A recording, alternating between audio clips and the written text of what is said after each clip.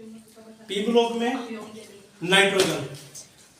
Nitrogen को कैसे प्राप्त कर सकते हैं, ठीक है। तो सबसे पहले अमोनियम नाइट्राइट के साथ किसकी अभिक्रिया करा दो, सोडियम क्लोराइड के साथ, ठीक है जी। तो इसमें आ जाएगा NaNO2, उसके बाद NH4Cl, सोडियम नाइट्राइट और अमोनियम क्लोराइड, इन दोनों की रिएक्शन करा दो। सबसे पहले देख लो कि आपके पास ये है प्लस, यानी सोडियम के पास कैसा चार्ज होता है, प्लस, ये होता है धनायन, और क्लोरीन के पास माइनस का चार्ज, ये होगा ऋणायन, ठीक है। इधर ये माइनस चार्ज के साथ रहेगा और ये प्लस के साथ, ठीक। उसके बाद बहुत ही आसान है कि आप लोग इसको आराम से याद रख सकते हो। क्या चीज है, सबको पता है कि सोडियम हमेशा किससे जाके मिलता है, क्लोरीन से। सिंपल, सोडियम क्लोरीन से मिलेगा। सभी को पता है कि इन दोनों के प्यार के जो चर्चे हैं पूरे शहर में, पूरी दुनिया में पूरे फेमस है, ठीक है। सोडियम और क्लोरीन दोनों के पूरे चर्चे हैं प्यार के। तो जब दो प्यार करने वाले मिल जाते हैं तो हमें इनको मिलाना है, ना कि इनको जुदा करना है। यहां भी हमें क्या करना है, सोडियम और क्लोरीन दोनों को मिला देना है, ठीक है। इनको जुदा नहीं करना। तो सबसे पहले इन्हीं को मिला दो, ठीक है। ये एक पुण्य का काम है कि प्यार करने वालों को आप मिला दो इनको, तो ये बनता है NaCl। उसके बाद जो बचा उसको साइड कर दो। सिंपल में आप ऐसा देख लो, हमेशा ये चीज याद रखना कि जब भी आप देखते हो कि प्यार करने वाला अपना घर, अपने घर बार, अपने फैमिली मेंबर सबको छोड़ के भाग जाते हैं, तो वही किया सोडियम ने, क्लोरीन के चक्कर में अपने इस भाई बंधु को भी छोड़ के चला गया। किसके साथ, क्लोरीन के साथ, ठीक है जी। यानी कहीं भी सोडियम और क्लोराइड आपको अलग अलग दिखे, क्लोरीन, उनको मिला देना है, बनता है NaCl नमक। उसके बाद बनेगा ये, यानी NH4NO2, ठीक है। इतना समझ में आ गया। उसके बाद NH4NO2 को हमें करना है गर्म। अब देख लो, जब किसी चीज को गर्म करते हैं तो भाप निकलती है, यानी पानी निकल जाता है, सिंपल है। तो एक चीज और कि जल को बनाने के लिए, यानी पानी बनने में, दो अणु हाइड्रोजन और एक अणु ऑक्सीजन मिलकर एक अणु जल का बनाते हैं, बहुत सिंपल है। तो यहां देखो, अधिकतम हाइड्रोजन हमारे पास है 4 और अधिकतम ऑक्सीजन है 2। 4 हाइड्रोजन के साथ 2 ऑक्सीजन मिलके अधिकतम कितना पानी बनेगा। सबसे पहले पानी बना दो H2O।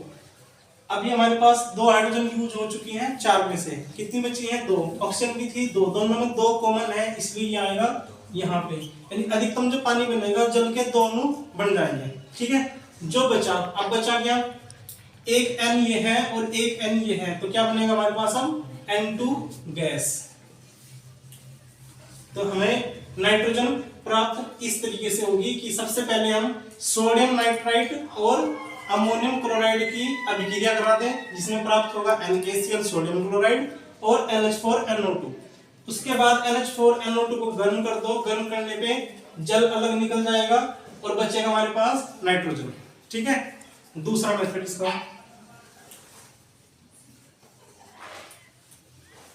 दूसरा मेथड इसका क्या है कि हम क्या करें, अमोनियम डाइक्रोमेट को गर्म कर दो। सिंपल, अमोनियम डाइक्रोमेट को गर्म कर दो।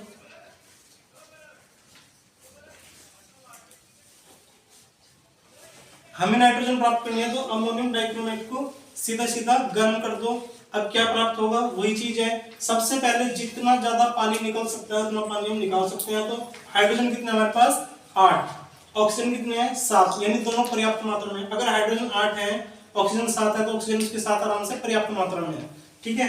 तो सबसे पहले क्या कर लो, वाटर को बना दो, यानी H2O, ठीक है, जल बना दिया H2O। अब हमारे पास अधिकतम हाइड्रोजन कितनी है, 8 है, 2 यूज हुई है, यानी 4 और बच जाएगी। किस तरीके से, अगर हम इसको यहाँ पे लगा दे तो 2 4 जा 8, ठीक है। अब इसको एक बार चेक कर लो कि हमारे पास इस हिसाब से ऑक्सीजन भी 4 है, तो यहाँ चेक करो, पर्याप्त मात्रा में ऑक्सीजन थी, 7 थे, 4 यूज हुए हैं, 3 बचे हैं, ठीक है। तो वो 3 किसके साथ जाएंगे, Cl2O3, ठीक है। Cl2O3 पानी बन चुका है। अब बचा कौन, नाइट्रोजन के 2, कितने बचे, नाइट्रोजन के 2। इस तरीके से हमें नाइट्रोजन गैस प्रयोगशाला विधि में आराम से प्राप्त हो जाएगी। ठीक है, एक बार और, अमोनियम डाइक्रोमेट को गर्म कर दिया। गर्म करने पे अधिकतम कितना पानी निकल सकता है, यानी कि 4 अणु पानी बन सकता है। उसके बाद नाइट्रोजन गैस बनेगी और जो बचा, कौन बचा, Cr2, ऑक्सीजन के 4 यूज हुए, 7 में से बचे कितने, 3, यानी Cr2O3। ये था प्रयोगशाला विधि नाइट्रोजन को प्राप्त करने की।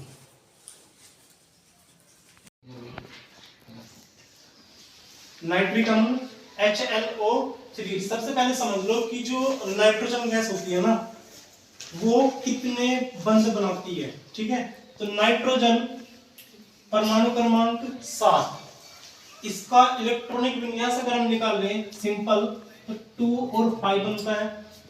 ठीक है, अगर SPDF में निकाले तो 1s2, 2s2 और 2p3, यानी कि D कोष इसके अंदर नहीं है। सिंपल, नाइट्रोजन के अंदर D कक्षक अनुपस्थित रहते हैं। ठीक है, दूसरी चीज, नाइट्रोजन की पहली क्लास बिल्कुल कंप्लीट है, कोई दिक्कत नहीं। दूसरी क्लास में क्या होगा कि इसके पास ये जो 2 इलेक्ट्रॉन है 2s2 वाले, तो 2s2 ये रहे। ठीक है, यानी ये 2s वाला हो गया। उसके बाद 2p3 वाला, यानी 2p3 में कितने इलेक्ट्रॉन है, 3, तो ये हो गया 2p वाला। जो 2s वाले के कक्षा के इलेक्ट्रॉन हैं, वो कौन सा बंध बनाते हैं, उप सह संयोजी बंध।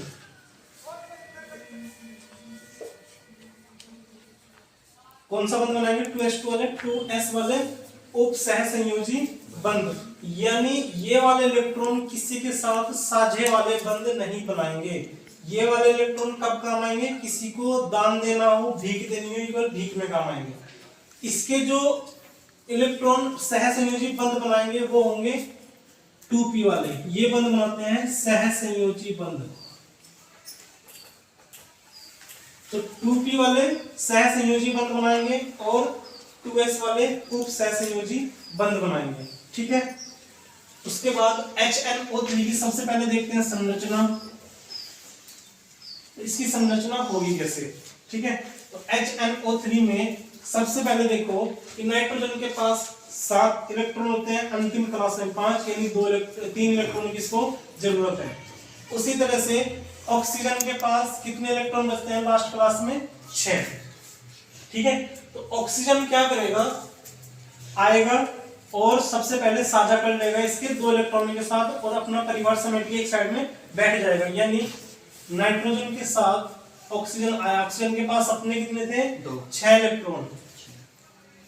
ठीक है, 2 इलेक्ट्रॉन नाइट्रोजन के, तो ये इन्होंने आपस में साझा करके बनाया है डबल बॉन्ड।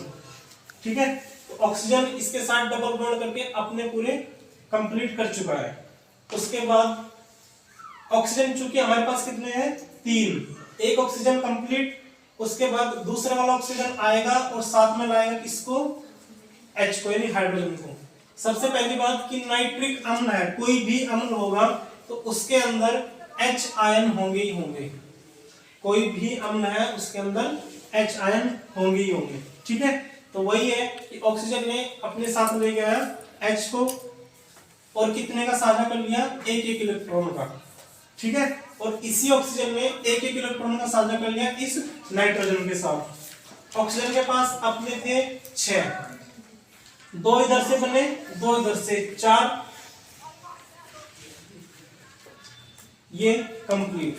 ये ऑक्सीजन भी अपने 8 पूरे करके साइड हो चुका है और हाइड्रोजन ने भी अपनी पहली क्लास में 2 इलेक्ट्रॉन पूरे किए, एक अपना था और एक साझा किया ऑक्सीजन के साथ। उसके बाद बचता है केवल एक एक ऑक्सीजन बचता है, एक ऑक्सीजन।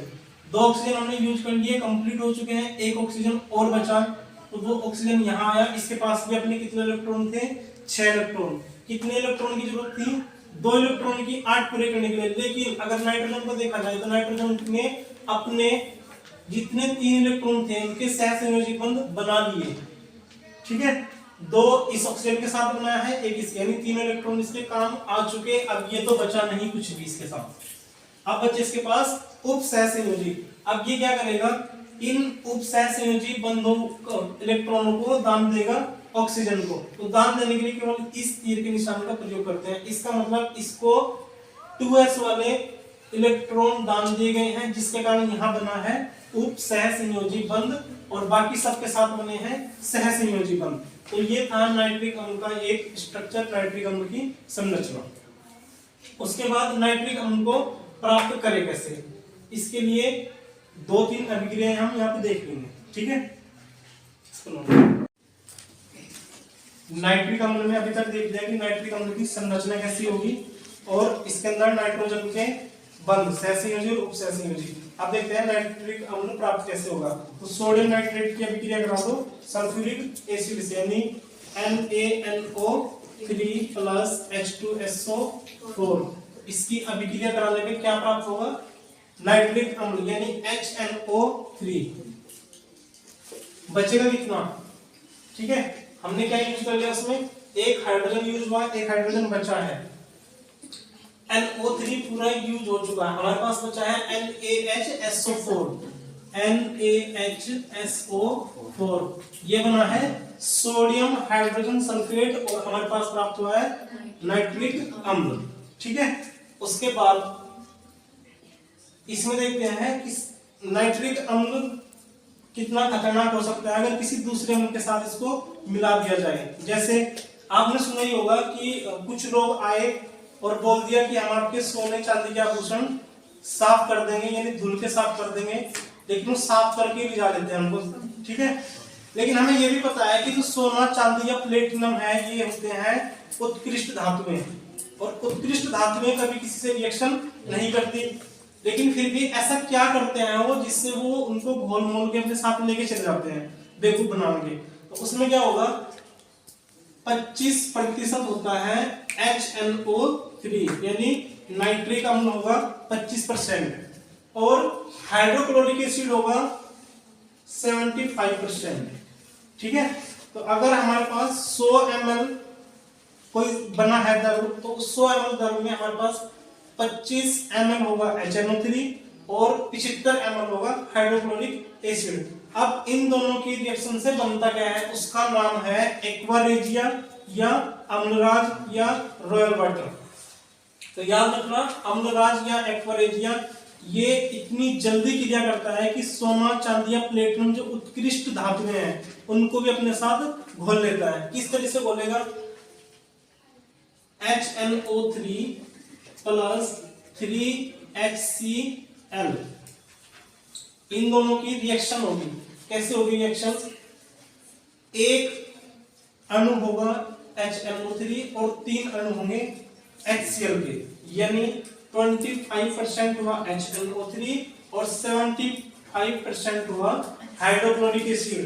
दूसरे तरीके में देखो, अगर इनका अनुपात के हिसाब से देखें तो 1 अनुपात और 3 का अनुपात इनके बीच में रहेगा, यानी 1:3 के रेशियो में इनको अगर हम मिला दें तब बनता है एक्वारेजिया या अम्लराज। अब वो एक्वारेजिया अम्लराज बनेगा कैसे, उसमें सबसे पहले बनती है परमाणविक क्लोरीन।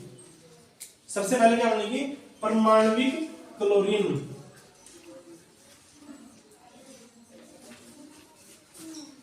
ठीक है, तो यानी HNO3 या नाइट्रिक अम्ल और हाइड्रोक्लोरिक अम्ल के साथ अभिक्रिया कराने में परमाणविक क्लोरीन, ये जो क्लोरीन है बहुत ही ज्यादा सक्रिय होगी।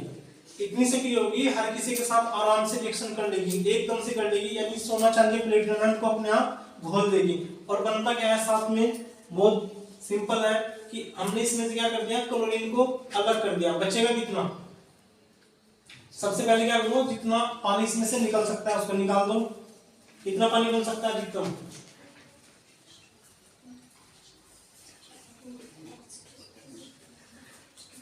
हाइड्रोजन के हमारे पास 3 थे इधर और 1 था इधर, तो 4 थे टोटल, 4 इधर हमने यूज कर लिए। ऑक्सीजन के 3 थे इधर, 2 यूज कर लिए, अब 1 बचा, उस 1 का क्या यूज होगा, तो बनेगा कौन सा।